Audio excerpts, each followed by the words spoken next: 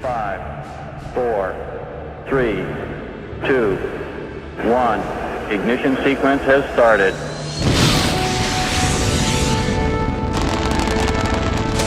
Liftoff. We have liftoff.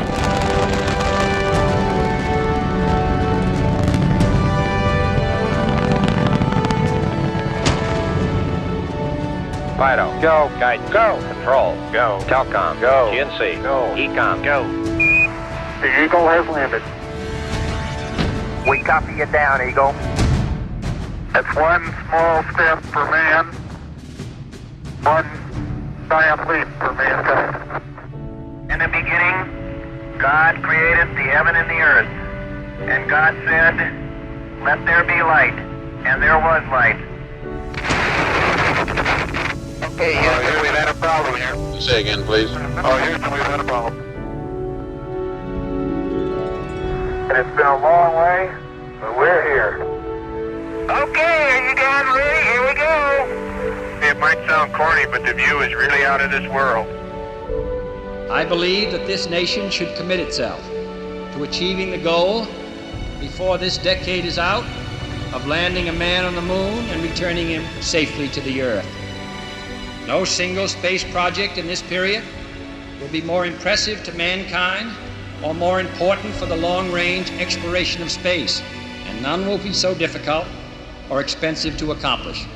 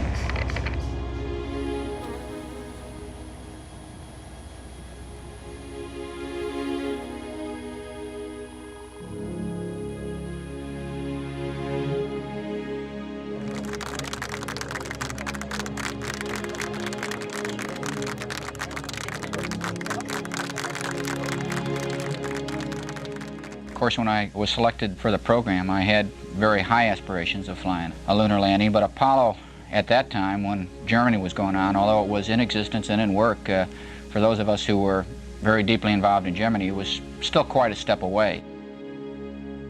I used to give a talk now and then to different groups throughout the country and talked about someday we're going to walk on the surface of the moon, not just go there, but walk on the surface of the moon.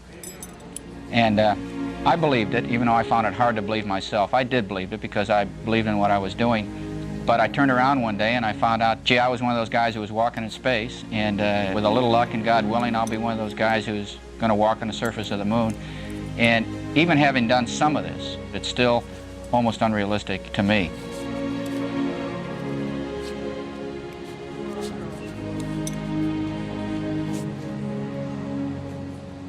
In spite of the fact that I've had a chance to fly a couple times and I've been close to the moon, I haven't made that moon landing, and believe me, it's no easier today than they were in the past, and certainly they're not for a crew who's never made that lunar landing before.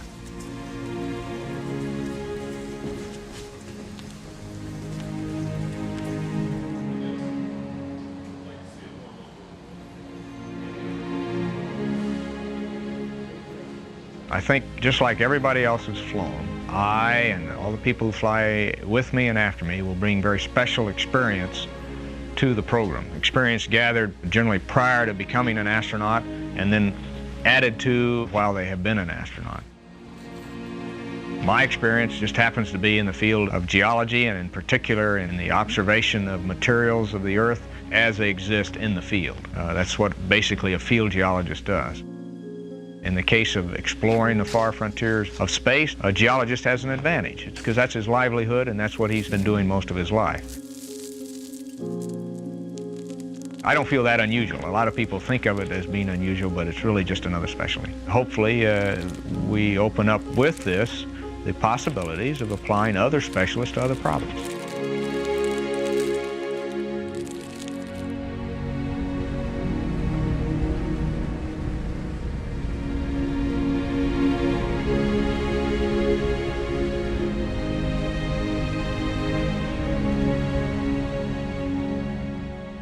Apollo 17 is what we call a J mission series, or it's a follow-on to Apollo 15 and 16, where we really sort of change the capability of the spacecraft. We have more payload on this flight. As a result, we have quite an extensive and heavier scientific package in our spacecraft, which of course means it takes longer time to deploy it, to set it up, to get it working. With that in mind, and to spend additional time on exploring the geological finds we hope will be in Taurus Littrow, our landing site, we hope to spend a little bit longer time on the lunar surface.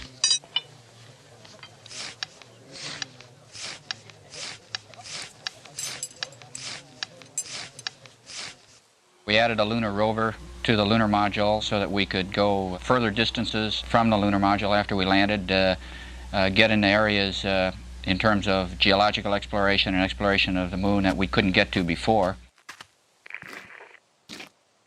We've been training for about 12 months, maybe slightly longer than that. It's hard to remember once you get involved in this thing how long you've been working on it. But of course, the training for any spaceflight mission begins several years before that. And for me, I guess the concentrated training for spaceflight began with Apollo 15 in the December of 1969.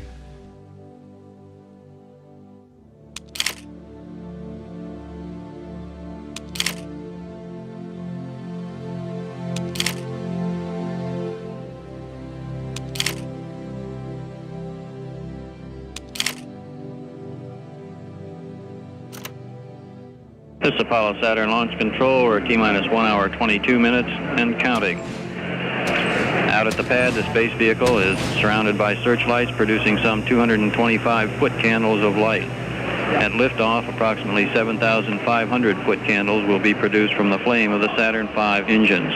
This is almost equivalent to daylight. Our countdown continuing to go smoothly now as we approach the 1 hour mark. This is Kennedy Launch Control. Some people think that because Apollo 17 is the final Apollo lunar landing, that it should be a spectacular of some kind, so someone decided that it would be a night launch. Well, it is a night launch, but it was not planned that way. It really came out by accident. The fact that you pick a landing site, and our landing site is in a relatively remote area of the moon in the northeast corner, the launch time of day is really dictated to us. Nevertheless, that night launch is going to be very, very exciting, as much so for the people who are watching it as the three of us who have the opportunity to fly it. This launch will be aiming Apollo 17 for the Taurus Littrow area of the moon, named after the Taurus Mountains in southern Turkey and the Austrian astronomer Littrow. The site is expected to yield some of the oldest and some of the youngest lunar samples returned during the Apollo flights to the moon.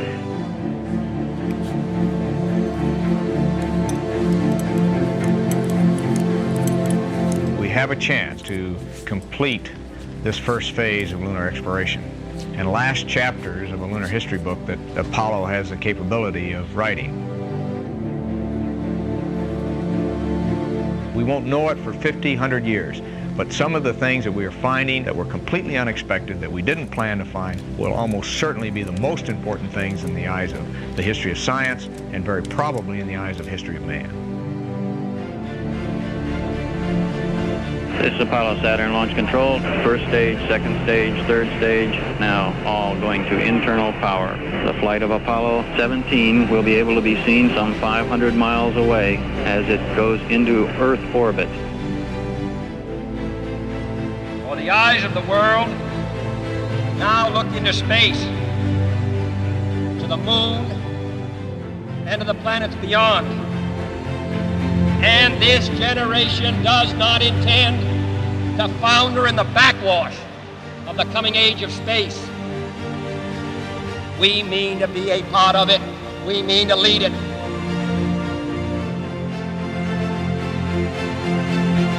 Entering the final phases of the countdown, various elements of the team reporting in with their go, no-goes for launch. First stage reporting they are go. Range safety, they are go. Launch director Walter Caprian has given a go for launch. Apollo 17, the launch team wishes you good luck and Godspeed. Go music, go. Vanguard. 25 seconds and counting. We are still go. There you go. 20 seconds. Guidance alert. The guidance system now going internal.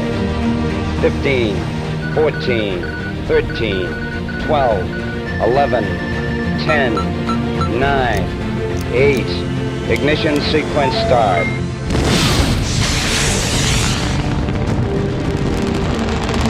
5, 4, 3, 2, 1, 0. Liftoff. We have liftoff.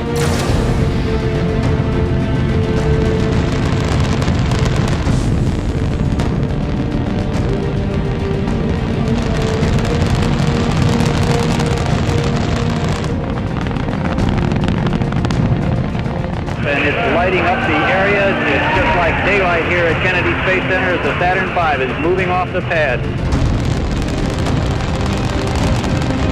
It has now cleared the tower. There goes the tower. Ah, there she goes. Roger the tower, you're going right down the pipe, 17. We're in a roll, Bob. Roger, Gino, looking great. Thrust good on all 5 engines. Okay, 17 is go. Roger, 17, you're go. First stage looks good. Altitude 1.1 miles. Mark, mode 1 Bravo. Roger, 1 Bravo. Roger, Gene, you're looking great. Right down the line. 17 Houston, your times are nominal. Nominal times. 8 plus 36 and 9 plus 20, Roger. Let me tell you, this night launch is something to behold. Crew will experience maximum G-forces of about 4 Gs at shutdown. Stand by for mode 1 Charlie, 17. Coming up on first stage shutdown.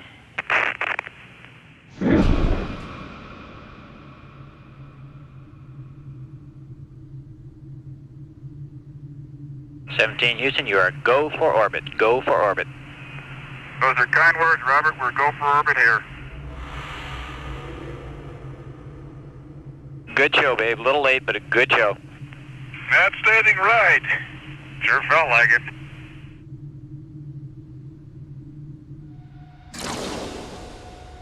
We've confirmed Apollo 17 is in a near nominal orbit. The translunar injection burn is targeted to last 5 minutes 51 seconds, accelerating Apollo 17 to the required speed to get it into an orbit that'll intercept the moon.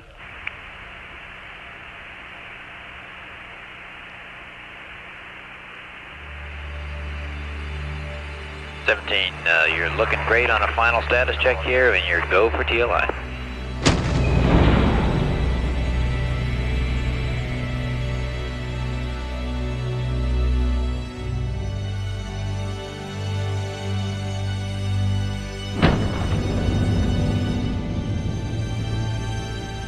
Houston, you're looking good, and the thrust is go.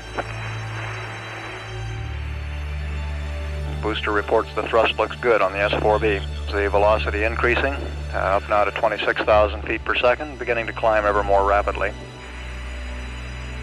This burn was initiated at an altitude of about 97 nautical miles above Earth. When finished, the spacecraft will be at about 150 miles above Earth and on its way to the moon, some 213,000 nautical miles away.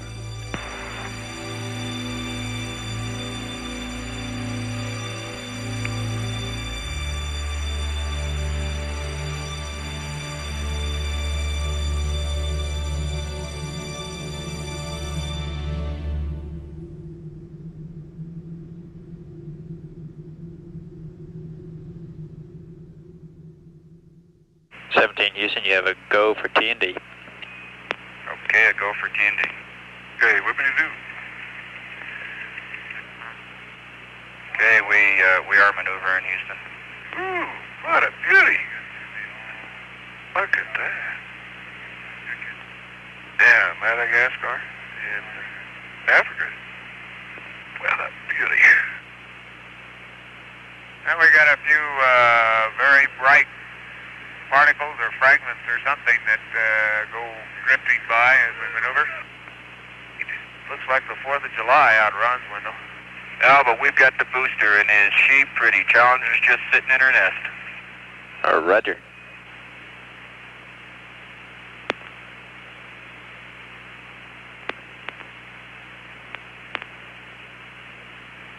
I can't tell you too much, Bob, from the center seat other than Captain America is very intent on getting Challenger at the moment. Yeah, I'm coming in a little slow, but got plenty of time.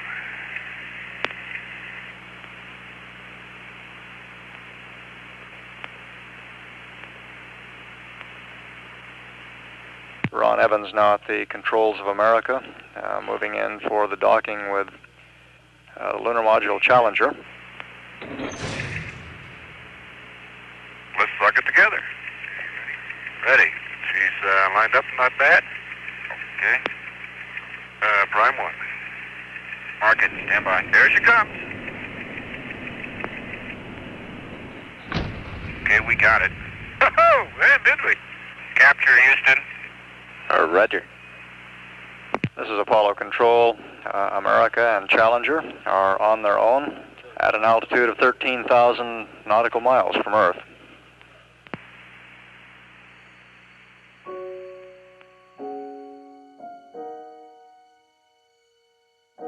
'17 to us, to the crew, is probably best summed up in the meaning of our patch as we designed it and as the ideas that we put into it. We felt certainly that Apollo 17, in spite of the fact that it's the last flight in the Apollo program, is really not the end, but rather the beginning. It's sort of a culmination of what we consider man's greatest achievements, certainly in our lifetime. And looking in the future, these achievements and the potentials of them have literally no bounds.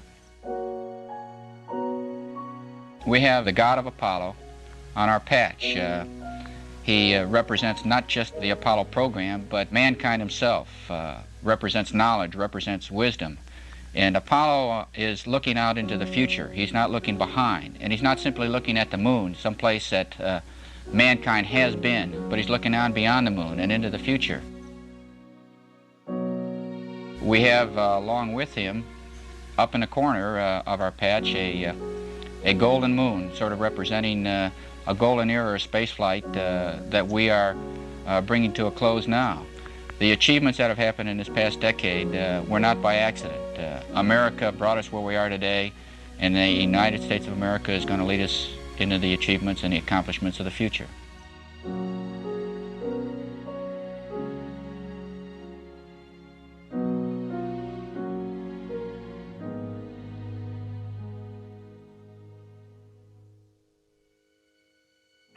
This is Apollo Control. Cernan and Schmidt have gone aboard the Lunar Module Challenger, going through the housekeeping transfer of items from the command module into the lunar module, and we'll proceed with the checklist of activating the spacecraft communication system. Evans had the detail of removing the probe and drogue earlier, but he's by his lonesome back in the command module.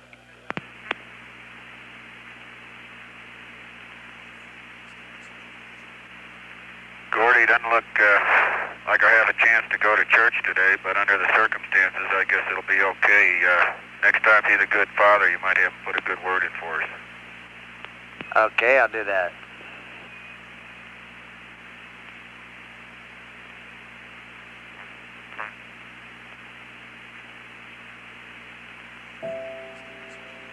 Hello, Houston. I've got the moon. Boy, is it big. We're coming in right down on top of it. Roger, that's about right. Don't worry, you'll miss it. I just want to hear you say it, because I'm going to hold you to it.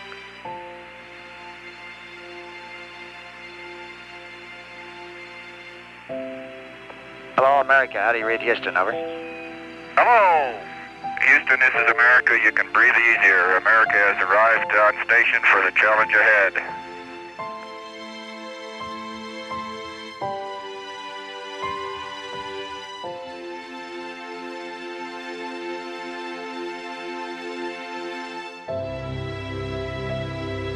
Challenger Houston, you have a go for undocking and SEP. Roger, understand, and go for undocking and SEP. 3, 2, 1. We got it. There we go. Okay, looks good on board. Okay, looks good on the ground.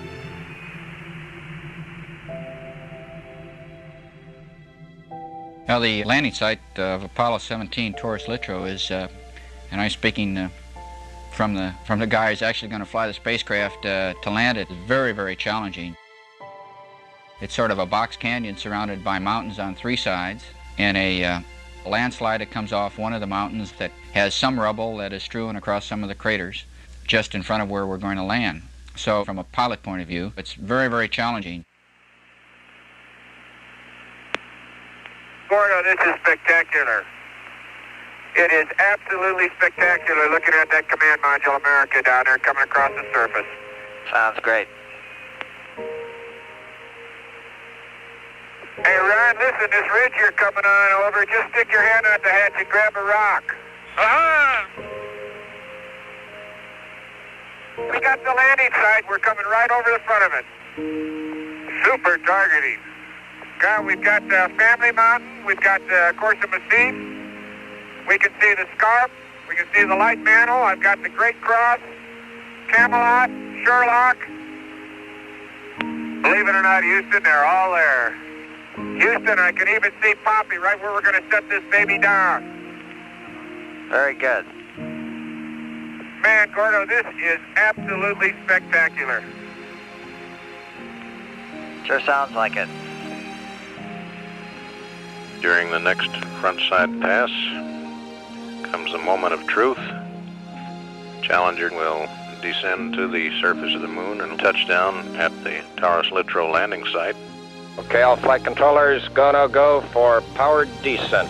Retro? Go. FIDO? Go. Guidance? Go. Control? Go. Telcom? Go. GNC? Go. ECOM? Go. Surgeon? Go. Capcom, we're go for powered descent. Challenger Houston, you're go for PDI. We are go up here for PDI. Master arm on. Okay, Houston, master arm is on. I've got 2 good lights. Roger. Oh man, are we down among them, babe? Woo. Ignition. Ignition, Houston.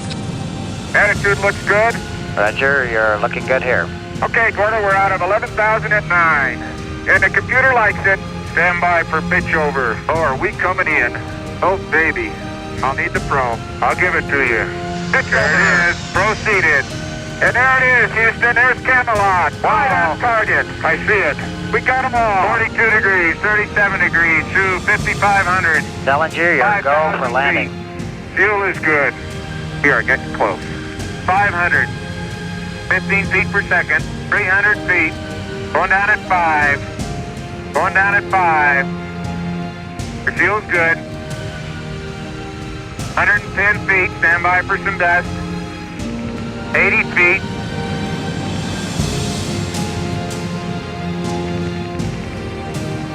Getting a little dust. 40 feet. Going down at 3. Very little dust. Very little dust. Stand by for touchdown. Fuel's good. 20 feet. Stand by. 10 feet. Contact. Engine stop. Engine arm. Proceed. Command override off. Load control ahead. Hold. Pings auto. Okay, Houston, the Challenger has landed. Roger, Challenger, that's super.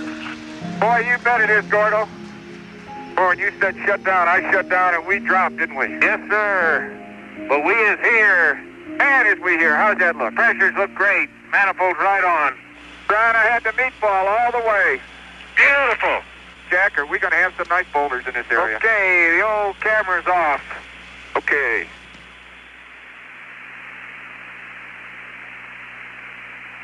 Challenger Houston, I'm going to hand you over to the good Dr. Parker here. Have a good trip outside there. Gordy, thank you. You do outstanding work, and we sure do appreciate it, babe. My pleasure.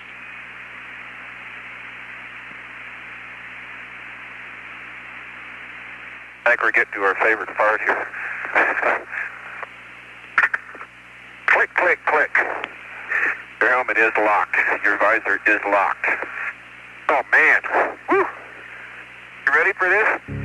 I hope so. Commander is on the porch. Oh, man.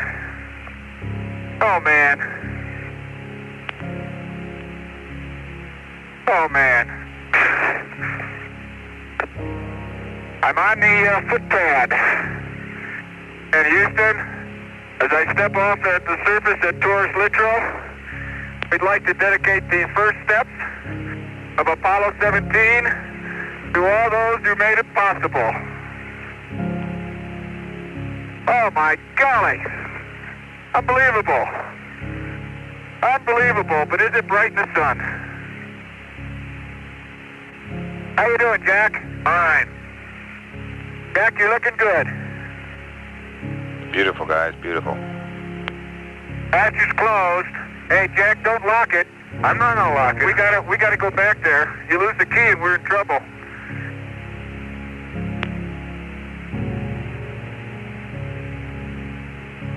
Well, I tell you, Gene, I think next generation ought to accept this as a challenge.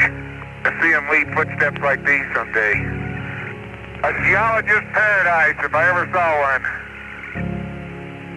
I never thought I'd do geology this way.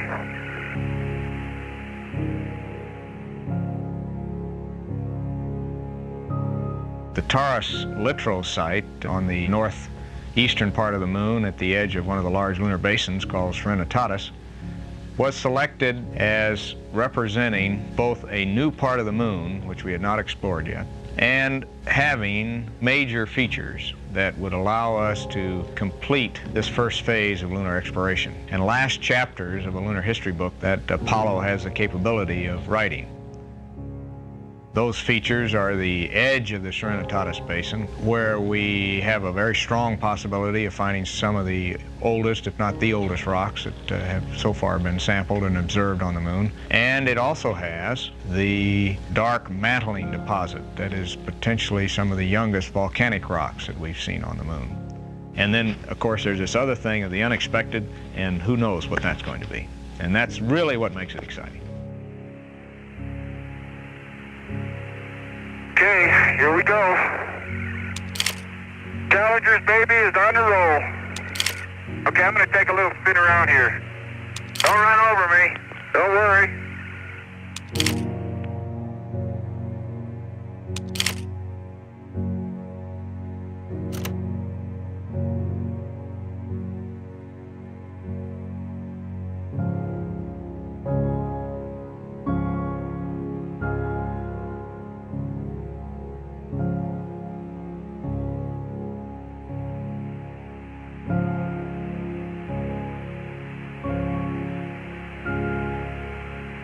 This rover's getting tested for what it was built for now. Yep. I'll tell you, it handles just the way it's advertised. Maybe even better. 17, we have a picture. Oh, beautiful, babe. It's all yours. Okay. You have to get it down to my level. Tall guys are all alike. You're pretty agile there, Twinkle Toes. You bet your life I am. Okay. The flag they're deploying is the flag that has been in the Mission Control Center here during past missions. That's what it looks like it's waving in the breeze. Yes, sir.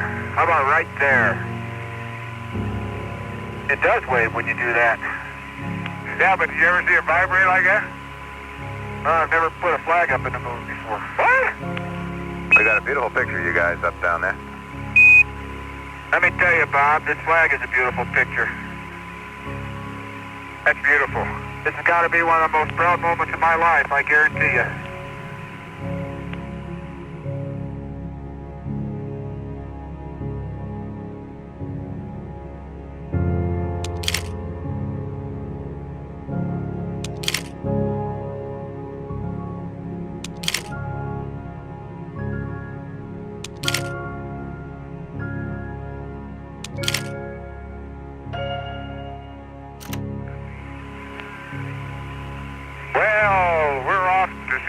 is heard.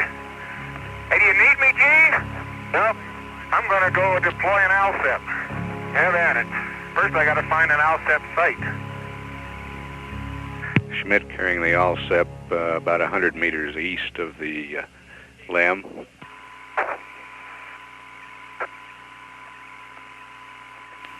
Gene Cernan will drive out to the ALSEP site in the rover.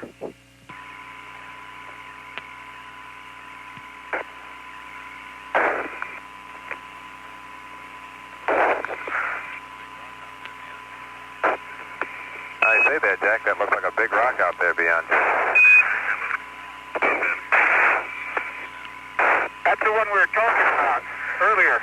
We believe you now. Oh, you won't believe it. Oh, there goes a fender. Oh, shoot. Okay, was it the rear fender, Gino? Yeah, I caught it with my hammer and it just popped right off. Well, if it wasn't for that fender, I'd be ready to go. Makes me sort of mad. A little piece of the rail is cracked off, and I'm just going to put a couple pieces of good old-fashioned American gray tape on it. See whether we can't make sure it stays, because I don't want to lose it. Except the old-fashioned American gray tape doesn't stick to lunar dust-covered fenders. Gene Cernan taping the fender on. I never thought I'd be out here doing this. Bob, I am done. If that fender stays on, I'm going to take a picture of it, because I'd like some sort of mending award. It's not too neat, but, well, let's hope. Keep your fingers crossed, and I'll be more careful around the fenders. Okay, copy that. Site selection in all the missions entails the utilization by NASA of a number of scientific advisory groups and the inputs of many individuals across the country, scientists primarily. From the scientific point of view, in terms of the instruments that we're going to place on the surface, the landing site was picked because it gives us a tremendous network of scientific instrumentation that is still active from all the previous Apollo missions spread across the face of the moon. We can see activity of earthquakes and meteor impacts, and it gives us a pretty good cross-section to pinpoint where this activity is and exactly what's happening. How's the TV working? Beautiful. To coin a phrase, it's a panoramic scene of beauty. Oh, come on now, Bob. Say, Bob, what do you think of the terrain? Looks flat. Looks very flat and smooth. That's why you're an astronomer. Oh, well.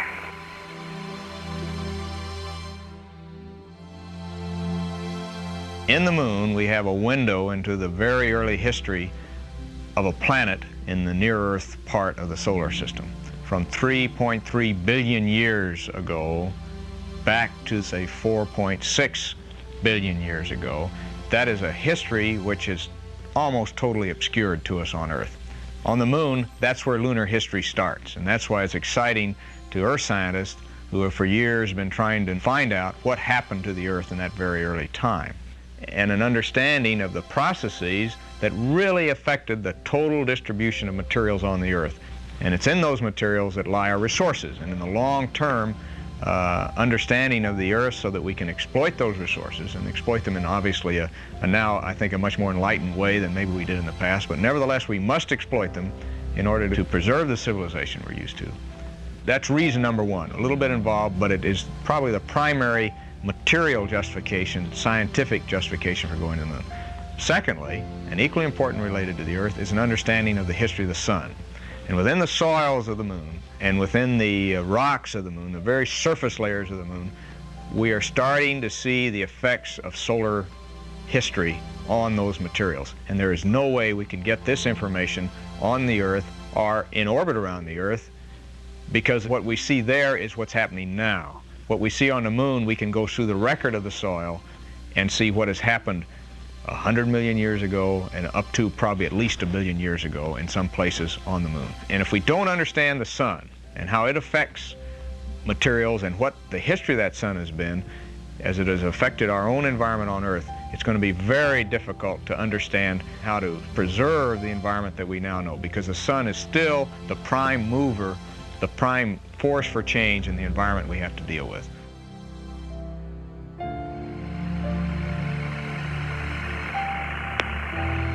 Oh, Bob, I hope I could drill you a couple good holes. And I know you do too. Cernan drilling 2 8-foot holes for the heat flow experiment. Hey, Bob, it's obvious that I'm going through some pretty tough stuff. Yeah, Roger, we're seeing that, Gino. Looks interesting. Yes, sir. Really working down there, huh? Oh, you betcha, man. I'm in something tough down there now. Woo! What bore are you in? Number 3. Oh, where do we find such men?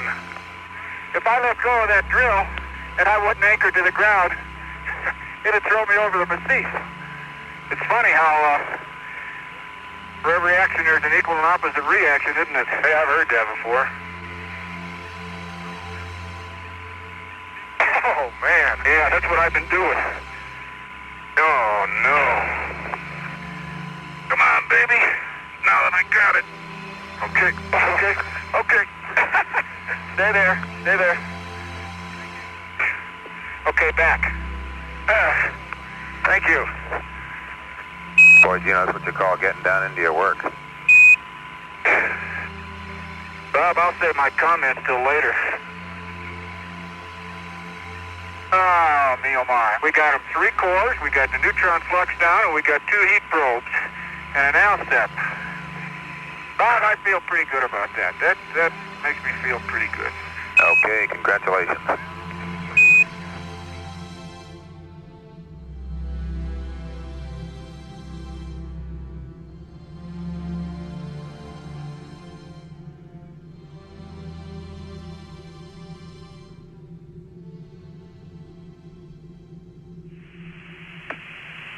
Okay, Bob, we're about 15 meters from a 20-meter blocky rim crater. It's about 3 to 4 meters deep. Okay, I copy that, Jack. Very good. Oh, he's going slowly, though. Very slowly. Try hitting, there you go. It's coming. Outstanding.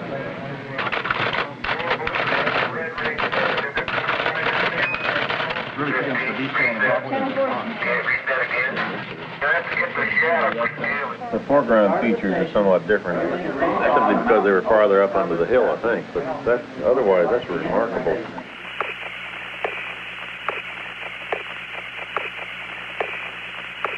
If you can hook your, that's what I'm going to do. I'm going to try and get it right. Hit it on the right side. It'll go this way, maybe. There you go. There's a good man. He's right there. Try another one. Don't lose that one. Let me get that one for you. Right, I got it. Got it? Oops. Okay, bag 476 is the rock sample with a little bit of the soil near it. A chip. Chip off the rock. Be careful down in there. And it's the, watch it, Gene. If I go down there, that thing's about 15 feet deep. Right. There's the other chip. Got it. Okay. Oh, look at the dark minerals in there. Are those dark, black? Yeah, they may be ilmenite or fresh pyroxene. Give me a pressure of pyroxene. Okay, you want my bag? Jim, you better make it clear to Parker that we got to pull out. Yeah, it's 29.5 minutes from now, but remember, they left this side a little bit late. Okay, we copy that. And 17, a reminder to factor into your thinking this is only a 30-minute stop, and it's about 20 minutes remaining. Yes, sir. Well, we got to sample something. Okay. See if we can't fill this up for Christmas. You happy there? Yeah, that's good. Get your after. I'll get my after pictures. I'm going to take a close-up stereo of that contact. Definitely.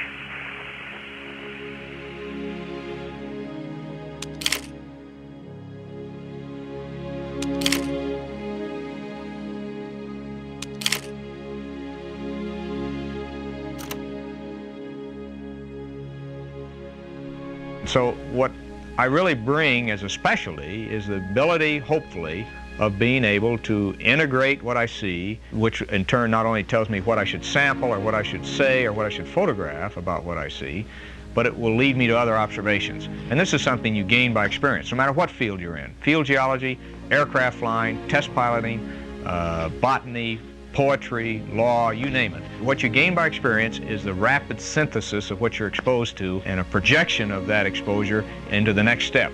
And so I don't feel myself very unusual being a scientist because we've had specialists before. And I'm really a geologist going to the moon, and we've got other types of scientists going on the Skylab program. Physicists, solar physicists, a medical doctor. We're just gradually evolving a phase of the exploration of space where we're now trying to apply specialties to the particular problems we have to deal with. I was strolling on the moon one day in a merry, merry month of December. No, May. May's the month. May, that's right. May is the year of the month. When, much to my surprise, a pair of bunny eyes. Do-do-do-do-do. Da-da-da-da-da-da-dee-da-dee. Almost looks like it's getting dark out, isn't it? Hope not. Oh, we is in trouble.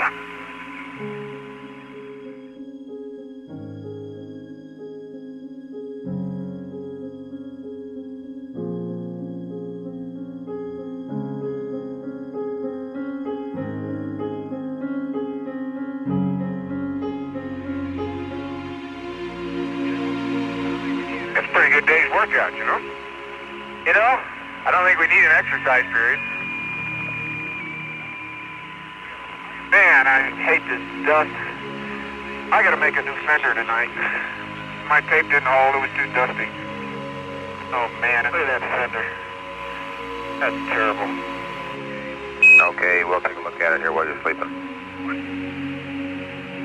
Get down a little bit more and you got another 2 or 3 inches. I can't get any lower, Willie. Me buttons are in the way. Okay, keep going. There you are. You're in. Godspeed the crew of Apollo 17. The hatch is closed and locked. Hallelujah. Cabin stable, Houston. How's it look to you? Looks good to us, 17, and I'd like you to know you had a 7-hour and 12-minute EVA. I think is a tremendous job for what we might call a challenging EVA. Bob, that's no pun. It really was. It really was. I know it, man. I know it. I tell you, I really wish you guys could have been here with us. You worked as hard at it as we did, if not harder. Harder, I think. This is Apollo Control at 124 hours, 23 minutes. And aboard Challenger on the lunar surface, Jack Schmidt and Gene Cernan are in the process of getting the lunar module reconfigured, ready for their sleep period, which the flight plan calls for them to begin at about 3.5 hours from now.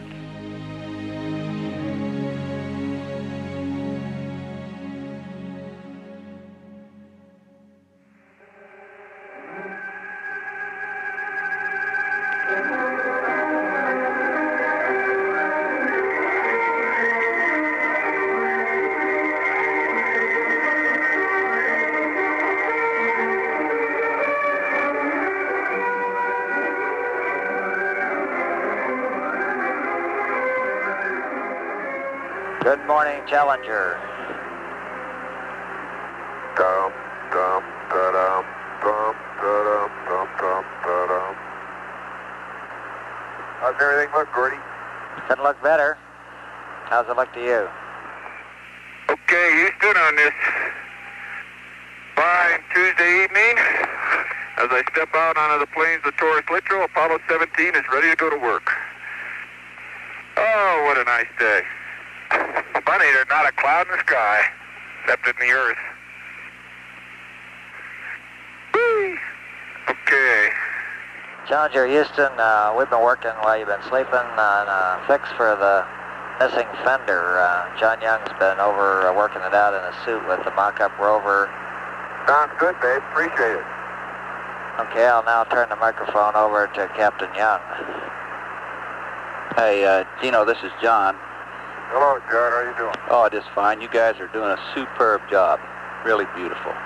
Hey, we spent some time on this fender problem and worked out a pretty simple-minded procedure, which involves essentially taking 4 of those lunar surface maps, taping them together with gray tape so that you end up with a piece of paper about 15 inches by 10.5 inches, and clamping the edges of it on top of the fender with the AOT lamp clamps. It's simple and straightforward, and the beauty of it is you're only spending about 2 minutes in the clamping operation, and it could save you up to about 12 dusting, I think, maybe. What do you think? Hey, thank you, Dave. We're going to work on it right now.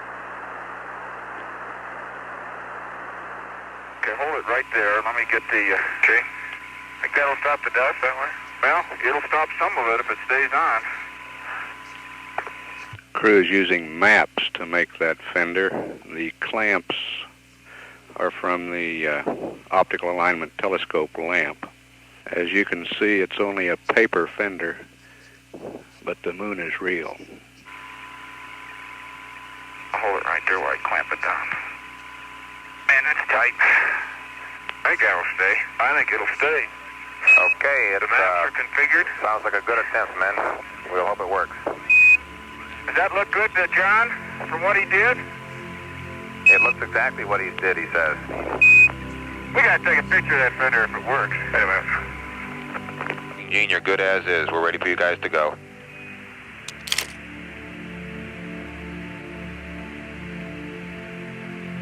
Okay, we are moving right now. Okay, we're marking that. The crew has started for Station 2, the most distant of the stations, more than 7 kilometers away.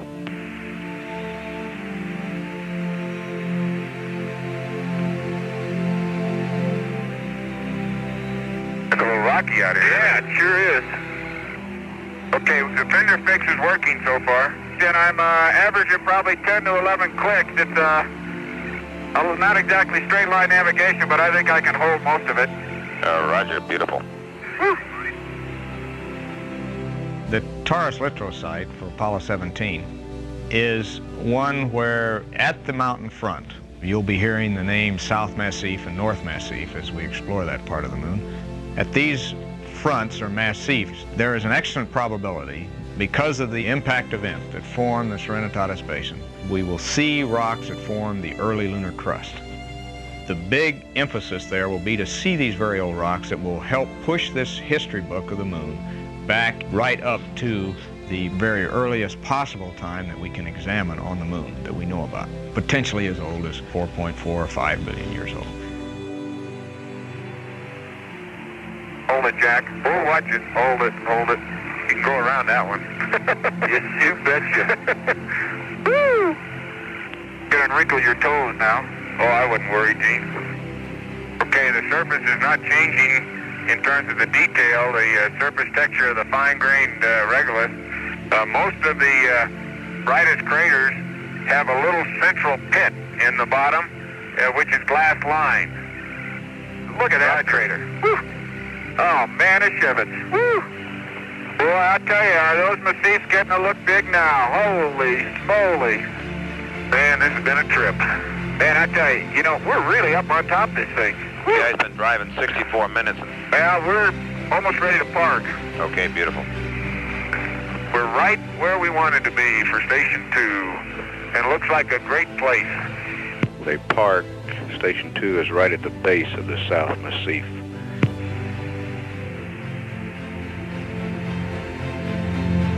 Bob, I want to get this camera fixed. Okay. Any other service I can be? Can I change your oil? Thank you, Gino. It looks much better. Man, that's the way to come downhill. Just don't stub your toe. Man, there's some boulder rolling rocks here, Jack. Hey, Gene. Yeah, set up right there. Let's get that big clasp. Oh, the clasp? Yeah. Sure. Good eye. Good eye. Big white clasp in the gray matrix spreadsheet. Good eye. Man, that's a prize. Bob, you still there? Roger, still there, listening with great delight. Got a bag? Got a bag. The soil from right underneath the rock.